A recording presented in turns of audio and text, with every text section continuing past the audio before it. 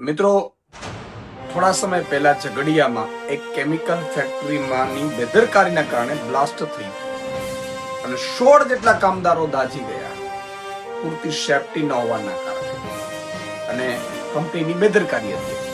અને કામદારો સ્થાનિક આદિવાસીઓ છે. જે કામદારોના વારે ચેતરભાઈ અને આખી ટીમ છે એ ફેક્ટરીએ પહોંચતાની સાથે ફેક્ટરી વાળાઓએ ચેતરભાઈ સાથે ખરાબ વર્તન પણ કર્યું.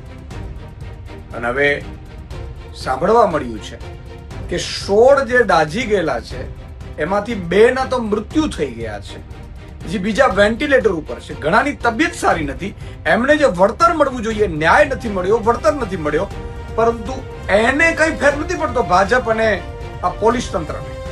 પરંતુ સાંભળ્યું છે કે ચેતરભાઈ ઉપર 1 નહીં 2 નહીં 3 ફરિયાદો કરીને એને જેલમાં નાખવાનું ફરીથી ષડયંત્ર કર્યું છે. ગજબ કહેવાય. તમે એ આદિવાસી વિસ્તારના મજબૂત નેતા છે, આદિવાસીઓ માટે લડે છે, એ આદિવાસી એમના ભાઈઓ જે મજૂરો શ્રમિકો છે એમના માટે અવાજ ઉઠાવવા કંપની પાસે વળતર માંગવા જાય, એ શું ગુનો બની ગયો છે?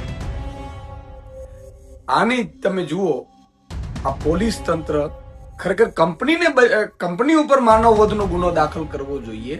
મેં સાંભળ્યું છે કે જીપીસીબીએ તો ક્લોઝર નોટિસ પાઠવી છે કે ભાઈ પૂરતા સેફટીના સાધનો નથી, તો પછી એમના ઉપર સાધનો નથી તો એમાં જે હત્યાઓ એટલે મૃત્યુ થયા એના માનવ વધનો ગુનો દાખલ થવો જોઈએ, પણ એ ન લગાય. ઉલટાનો ધારાસભ્ય ચેતર વસાવા ઉપર તંત્ર ગુનાઓ દાખલ કરવા ષડયંત્ર કરીને જેલમાં નાખવાનું ફરીથી ષડયંત્ર રચાયું છે.